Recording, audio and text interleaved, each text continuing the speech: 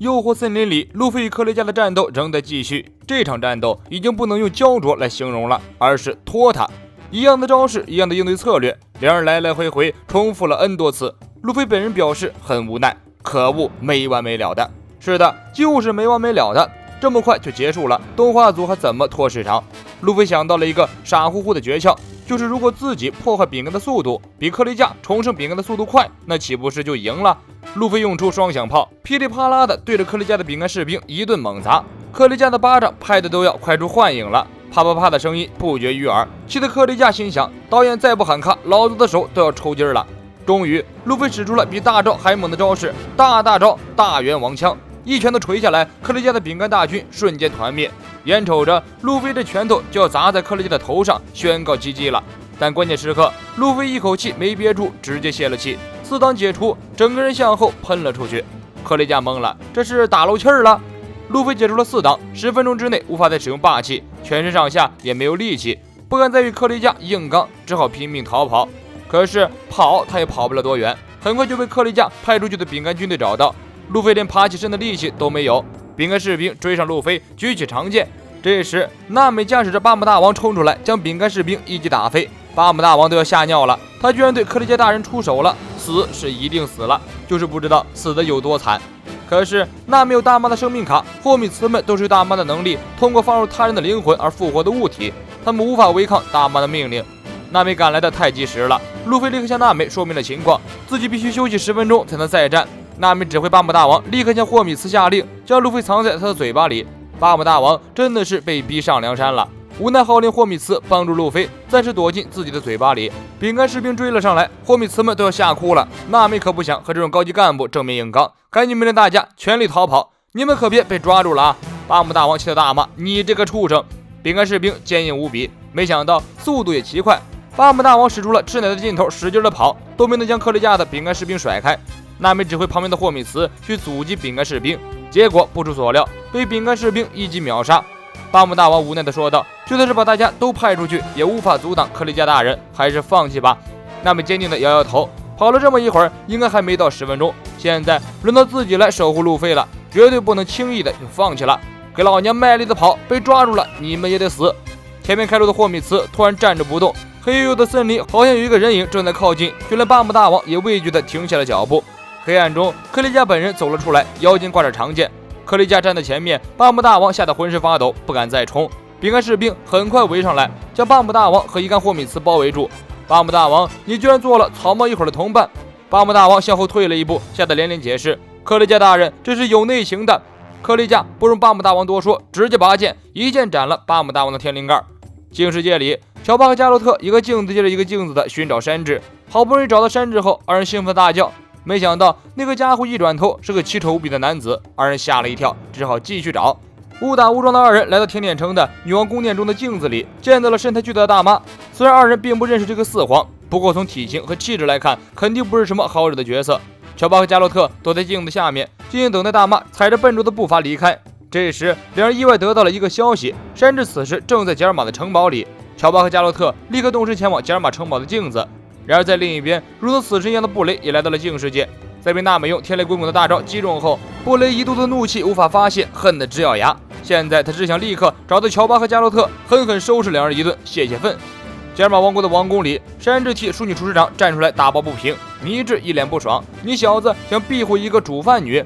山治依然无视倪治，蹲下身子把掉在地上的牛排捏起来，只瞄了一眼就知道料理的原材料以及加工的工序。山治称赞道：“这是一道十分用心的料理。”接着，山治直接将牛排放进嘴里咀嚼，倪治恶心的直吐舌头：“你这是什么毛病？还染上了穷人秉性了，居然做这种低贱的举动！”山治看着厨师长说道：“很美味。”厨师长被山治的一句话震惊住了。突然，一个身影瞬移到山治面前，倪治飞起一脚，加治沉喝一声：“住手！”倪治，这可是在婚礼之前。倪治踢出去的脚在山治脑袋前面几公分的位置停下来，气流将山治的头发吹散。山治没动，旁边的厨师长直接被倪治打出来的电击技能击飞。山治走上前拉起厨师长，厨师长受宠若惊，连连感谢。倪治鄙夷地看着山治：“你这个文斯莫克之耻！”山治厌恶的回应：“把我归在文斯莫克家族里，对我来说才是耻辱。对食物没有敬意的蠢货，对女人出手的渣男，对手下出手的垃圾，这就是王族的骄傲。”山治此言一出，几兄弟一时语塞。一直沉默在一边的一志突然发话：“你说啥蠢话呢？山治，王族就是王族，和平民百姓能一个德行？”坐在王座上俯视这一切的家治摸出了一张照片：“你有这些坏毛病是受这个人影响的吗？”山治怔住了。原来这群家伙有恃无恐的一脸得意相，就是因为他们早就把自己的软肋捏住了。照片上的人就是山治的救命恩人，也是山治的师傅红脚哲夫。家治一看山治的反应，就知道自己把山治拿捏得死死的。他得意地说道：“大妈的情报收集能力就是强啊！你之前一直在这个家伙的店里吧？东海的海上餐厅巴拉蒂。”大妈海贼团对山治的了解显然比家治要多很多。大妈早就料到山治和草帽团都反对这场婚礼，绝对不会让婚礼顺利进行的。所以大妈安排战斗员蛋蛋男爵将一副爆炸手铐交给了家治，顺便把山治的弱点也告诉给了家治，就是红脚哲夫。所以这个婚山治想结也得结，不想结也得结。不听话的下场只有一个，那就是红脚哲夫的脑袋。家治最后一次警告山治：“你最好不要做什么蠢事，要不然对大家都不好。老老实实的放弃抵抗，放弃伙伴和布林结婚，所有的事情都可以得到解决。”山治站在原地动也不动，不知如何是好。他完全没想到文斯莫克的这些所谓的家人把事情做得如此绝。山治在很小的时候就因为家族的虐待而逃离了这个家庭，为了求生，他千辛万苦地来到东海，上了红脚哲夫的海贼团当海贼。当然，当时的山治并不受待见，经常被揍。一次海难，哲夫为了救落水的山治跳到海里，与山治一起漂流到了一座荒岛上。哲夫将顺水漂来的食物分成2份，小的一份留给山治，大的一份自己留下。山治一看就不服气了：“凭什么你的那么大？”哲夫背对山治而坐：“老子能分你食物就不错了，逼逼赖赖的，小心这点食物都不给你，省着点吃吧，要不然没几天就吃没了，没人救你。”山治气得咬牙切齿，但是他又打不过哲夫，只好暂时忍气吞声，等待机会报复。哲夫和山治2人在孤岛上两面坐着，一人盯着一边的海面上，只要双方发现有船就互相告知一下，除此之外别有任何接触。山治把自己的食物分成了20天的分量，20天海上总会有船经过的吧，只要挺过去就好了，应该很简单。结果到了第25天，山治只剩下最后一块面包，而且已经发霉长斑，但海上依然风平浪静，别说船了，连个漂流瓶都没有。山治吃着最后一块发霉的面包，突然回忆起哲夫的海贼团餐厅上市的经历。他在餐厅里做小帮手，只要看到客人剩下食物，山治都会毫不犹豫地倒掉，而厨师们却都会吃掉。山治对此很不理解，反正食材还有很多，何必要捡别人的盘底？而此时此刻，山治才终于意识到食物的珍贵。他一边大嚼面包一边哭，结果一不小心，这最后一块面包也掉进海里了。但山治还是很顽强的，在没有食物的情况下，愣是又撑了1个半月。最后实在是撑不下去了，山治偷偷爬过小土包去看哲夫，发现哲夫依然活着，坐在那里一动不动，而他旁边那个装满食物大包还是那么鼓鼓的，看上去里面应该还剩下许多食物。山治在命悬一线的节骨眼上心生歹念，顾不得太多，操起一把小刀靠近哲夫：“你小子过来干什么？我不是告诉过你，除了有船经过，不然别过来吗？”哲夫头也不回地说道。山治拿着小刀的双手有些打颤，但他已经狠下心来，就算被哲夫杀死也值了，反正横竖都是死。山治大叫一声，冲上去用小刀割开了装满食物的袋子，结果让山治震惊的是，里面掉落出来的不是面包、奶酪、火腿，而是一堆的金银珠宝。哲夫依然没有回头，只是很无奈地叹了口气，有钱买不到食物，多么讽刺的事情。山治愣了好一阵才反应过来，而流落荒岛的时候，其实只剩下了山治那一包食物。哲夫将那一包食物全部分给了山治，哲夫硬生生扛了2个月没吃东西。这时山治看到哲夫的右腿已经不见了，山治突然记起一个画面，在他落入海里的时候，哲夫曾跳下来救他，但是右脚被卡在了沉船缝隙里，哲夫用一条铁链将卡住的右腿硬生生的折断，这才潜入水中把山治捞了起来。山治哭了起来：“没有腿你就做不成海贼了。”哲夫面无表情的回应：“是啊。”山治看着哲夫，眼前这个男人在自己的记忆里可不是什么舍己为人的好人，为什么要为自己做到这个程度？哲夫叹了口气：“因为我们的梦想是一样的。” All Blue。没了右腿的哲夫再也不能做海贼，于是开了一家海上餐厅，就是著名的巴拉蒂。山治跟随哲夫学习厨艺，除了厨艺，哲夫还会教山治做人的原则。作为男人，一定要对女人爱护有加。直到路飞来到这里，邀请山治加入，为了实现自己从小到大的梦想，找到传说中的奥布鲁。山治告别了抚养自己长大成人的红脚哲夫，踏上新的旅程。山治，别感冒了，哲夫老大这么多年来承蒙你的照顾，这份恩情我这辈子都不会忘记。硬汉哲夫在这一刻也流出了眼泪。加之静静地等着山治回忆结束，然后以命令的口吻告诉山治：“接下来你就好好配合吧。”山治低着头说不出话来。另一边，那名被山治保护的厨师长女孩子在回去工作岗位的路上，脑海中一直想着山治的身影。没想到高高在上的王子竟然如此的绅士大度，不知不觉心里有了好感。喂，你这个煮饭女在这里干什么？一个比野兽咆哮还要让人心惊的声音传过来。厨师长战战兢兢地回过神，倪智正一边捏着拳头一边向他走过来。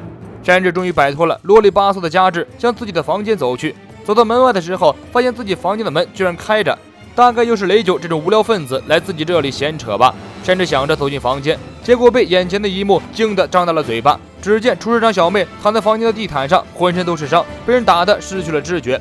来人，叫一声！山治大喊一声，然后俯下身子查看厨师长小妹的伤势。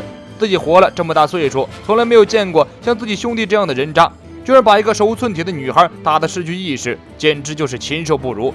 一个声音在旁边传了过来，回应了山治的怒骂：“这都是你的错呀，山治！谁叫你把这身份低贱的女人捧上了天？”山治转过头，看到永志站在一边，一脸看热闹不怕事儿大的欠揍表情。永志也是怕山治迁怒自己，立刻岔开话题说道：“你一定很想见倪智吧？走，我带你去见他。”山治将厨师长小妹交给医护人员，咬着牙跟着永志走出房间。如果这时候让自己碰到倪智那个小杂种，老子非把他的假头套打飞不可。永志带着山治走下一节盘旋向下的楼梯，随即来到一个好像保险柜一样的巨大门前。永志神秘一笑，然后扭开了门的开关。推开大门后，山治看到了更加颠覆他三观的一幕。这里是个人类活体培植基地，巨大的实验室里摆满了一排排培养皿，培养皿里面则是一个个的裸体猛男。永志走向前，得意的炫耀，这就是各国人人避之不及的加尔玛士兵。士兵吗？山治走上前，惊讶地看着培养皿中一个个一模一样的面孔。这就是加尔玛重点研究项目之一，人工制造的士兵。加尔玛代代都是科学国家。加治虽然外表是个猛汉，但曾经也是十分出色的科学家。在山治等兄弟小的时候，加治曾经与隶属海外非法研究团队的贝加庞克一起研发过武器。那时候，贝加庞克所创下的伟业发现了血统因子，这项发现意味着科学家可以随意设计改造生命体。世界政府认为这是一项极其危险的发明，于是逮捕了贝加庞克。研究团队被世界政府强行收购，不过加治从世界政府那里逃了出来，留在加尔玛继续进行研究生命的复制与改造。于是就有了眼前这个制造士兵的设备。所有的这些士兵都是几名优秀士兵的克隆人，当然士兵本人是不知道这件事情的。各个畏惧加尔玛的士兵，同时又十分渴望加尔玛的士兵，顺从而且强大。这些士兵被设定成了不怕死、不会背叛。